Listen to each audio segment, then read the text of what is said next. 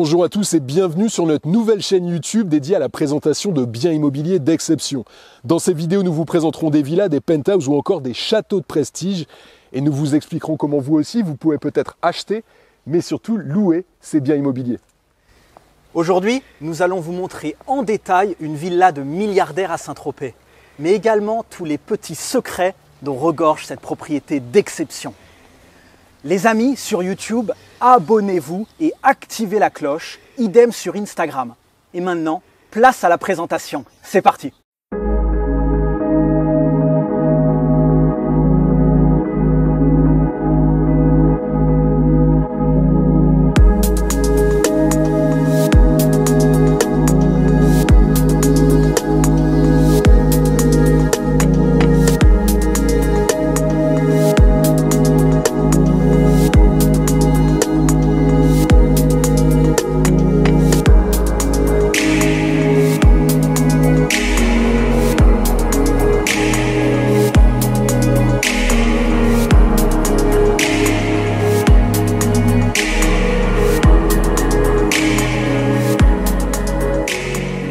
L'architecte de cette villa, c'est François Vieillecroze.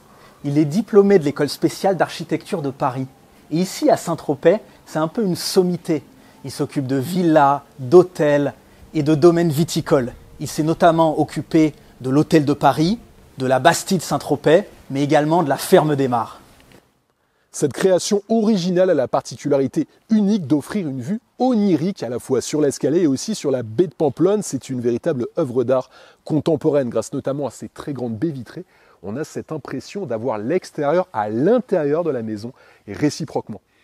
Ici, on possède les vallées et les collines environnantes avec cette sensation de véritablement flotter sur la mer Méditerranée qui est située juste derrière moi.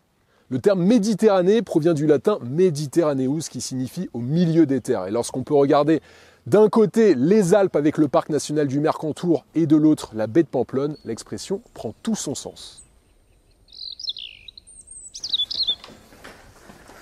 Alors bienvenue à l'intérieur de cette villa qui fait tout de même 500 mètres carrés. Donc à l'entrée, on tombe tout de suite sur cette salle à manger qui peut accueillir 14 personnes. Et puis sur la gauche, le salon qui est vraiment ouvert sur l'extérieur de la piscine jusqu'à la mer. Alors petit détail amusant, il y a une cheminée à gaz qui fonctionne avec une télécommande. Alors ce qu'il faut savoir, c'est que cette maison a 8 chambres, donc 4 au rez-de-chaussée, 2 en bas et 2 master bedrooms à l'étage. Donc venez, suivez-moi, je vais vous montrer les masters.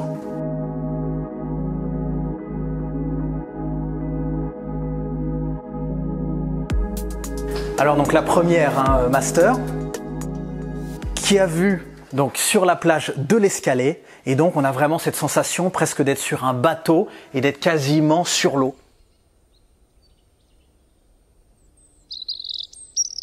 Alors il faut savoir que chaque chambre a évidemment sa salle de bain privative, mais également certaines ont un walking dressing comme celle-ci et puis une table de massage si vous avez une journée un petit peu stressante.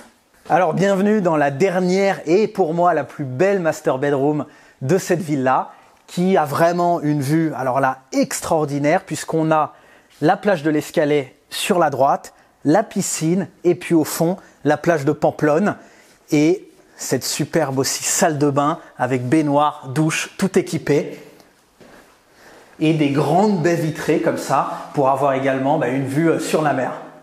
Alors ce qui est extra avec cette villa, c'est qu'elle est perchée sur le cap de la Touraque avec une vue sur la mer à 300 degrés, tandis que dans son dos, une forêt de pins vient frôler la villa. Alors la villa est située à seulement 5 minutes du mythique village de Saint-Tropez.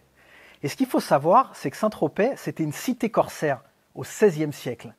Ensuite, au XXe siècle, c'est devenu un petit village de pêcheurs. Ça a été la première ville également libérée lors du débarquement de Provence. Et c'est depuis devenu cette ville mythique pour jet-setters internationaux en quête d'authenticité provençale. Une chose à préciser, Florian, pour ceux qui nous regardent, c'est que cette maison, forcément, elle a été louée par des personnes très connues, que ce soit des acteurs ou aussi des personnalités dans le monde du sport. Oui, bah il y a eu un James Bond qui l'a loué. Un certain Pierce, c'est ça? Alors, les locataires veulent rester discrets. Et puis je veux pas de problème avec le MI6 surtout. Bon, alors, il y a eu aussi d'autres personnalités dans le monde du cinéma, comme Leonardo, un certain Leonardo qui a joué dans Loup de Wall Street ou encore Titanic, qui est venu en été ici avec pas mal d'amis pendant près de 3 semaines. Bon, c'est pareil, on taira bien évidemment son nom de famille. Et il y a des personnalités dans le monde du sport, comme je le disais, avec un certain Michael Phelps qui avait loué cette maison à l'été 2016, juste avant de partir pour les Jeux Olympiques de Rio. Pourquoi il a loué cette maison? Surtout pour une chose, elle est juste derrière nous, c'est la taille de la piscine qui fait plus de 20 mètres, donc une taille presque semi-olympique, donc forcément pour s'entraîner c'est toujours beaucoup plus pratique. Un élément très pratique dans cette maison, c'est sa géolocalisation. Elle est située à seulement 5 minutes en voiture de l'héliport de Saint-Tropez. L'héliport de Saint-Tropez, il est en face du musée de la gendarmerie et du cinéma, juste à côté du port de Saint-Tropez. Si vous souhaitez venir en jet privé, ce sera aussi possible. Vous pourrez atterrir à l'aéroport de La Mole, qui est situé à 15 minutes en voiture d'ici. L'aéroport de La Mole, c'est un des aéroports internationaux les plus petits au monde, avec une piste praticable de seulement 930 mètres. Donc avec une longueur de piste de 930 mètres, il vous faudra un jet privé de dernière génération, ou sinon un petit jet privé.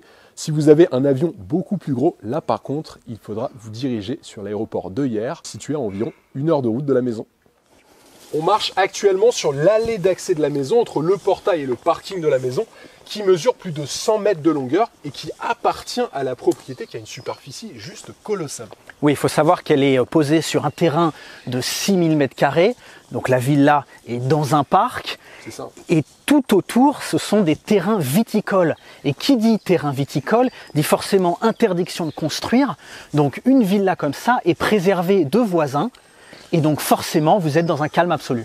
Et surtout, on a beaucoup de discrétion, puisque la maison étant positionnée au milieu de ce parc de 6000 m², en fait, tu es vraiment à l'abri des regards indiscrets quand tu es autour de la piscine, par exemple. Et si c'était ça le luxe, revenir à des plaisirs simples. Il y a un terrain de pétanque situé juste derrière la maison. Je ne sais pas si en termes de taille, il pourrait être certifié par la Fédération française de pétanque et de jeu provençal. En tout cas, qu'est-ce que c'est sympa. Eh oui, la pétanque, c'est le sport régional. Et c'est un petit peu comme si on avait déplacé la place des Lys dans la villa. Et ça, c'est vraiment du luxe. 99 et 100. Une salle de musculation en extérieur. Et ce qui est incroyable, c'est surtout la vue qu'on a. Regardez, juste devant moi, j'ai la mer qui se présente. Et ça, rien que pour ça, ça donne envie de faire du sport. L'architecte est allé même jusqu'à étudier l'inclinaison de la pente sur toute la longueur de la rampe d'accès entre le portail jusqu'à ce parking qui peut contenir jusqu'à 8 voitures, des voitures même extrêmement basses comme des hypercars qui pourraient être parquées sur ce parking sécurisé. 14 personnes peuvent confortablement être installées à l'intérieur de la maison, c'est aussi le cas sur l'extérieur avec la présence de ces 14 transats qui jouxtent la piscine qui, je tiens à le préciser, est chauffée. Vous avez beaucoup d'espace autour de cette maison dans lesquels vous pourrez vous retrouver dans un calme absolu. Ça commence déjà avec ces 2 espaces juste à côté de la piscine. Et aussi, vous en avez un autre qui, alors là pour le coup, est à l'abri des regards indiscrets, qui est situé en plein milieu de la forêt, qui est juste derrière vous. Sachez qu'à l'extérieur de la maison, il y a la présence d'enceintes autour de la piscine et aussi dans le jardin. Et c'est aussi le cas à l'intérieur de la maison. Bon alors Nicolas, on a pu voir que dans cette villa, il y avait énormément d'œuvres d'art, autant à l'intérieur qu'à l'extérieur. Est-ce que tu peux nous en dire un mot un petit peu ? Oui, effectivement, il y a beaucoup d'œuvres d'art, comme par exemple des peintures, des sculptures ou encore des photos dans cette maison. Il faut savoir qu'à Saint-Tropez, on est vraiment juste à côté du golfe de Saint-Tropez, c'est une ville qui a joué un rôle majeur dans l'histoire de l'art moderne. Tu as de grands artistes comme par exemple Paul Signac, qui ont découvert cet endroit baigné de lumière et qui a donc incité beaucoup d'autres artistes à venir s'installer, comme Matisse. On a encore Bonnard ou Marquet qui sont venus s'installer ici. C'est d'ailleurs ici que le pointillisme et le fauvisme ont vu le jour. Les propriétaires férus d'art et d'architecture sont tombés amoureux de la Côte d'Azur et plus particulièrement de Saint-Tropez il y a une dizaine d'années. Bien qu'ils aient reçu plusieurs offres d'achat, ils n'ont jamais voulu s'en séparer et on les comprend. Cette villa est la première des 50 villas les plus exclusives au monde que nous vous présenterons cette année. Et si la plupart des villas que nous présentons ne sont pas à vendre, nous avons un listing de biens d'exception à vendre tout aussi exclusif.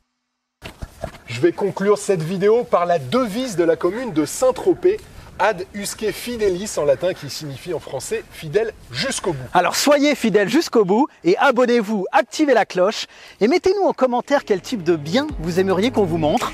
Merci et à la prochaine vidéo. Allez, ciao!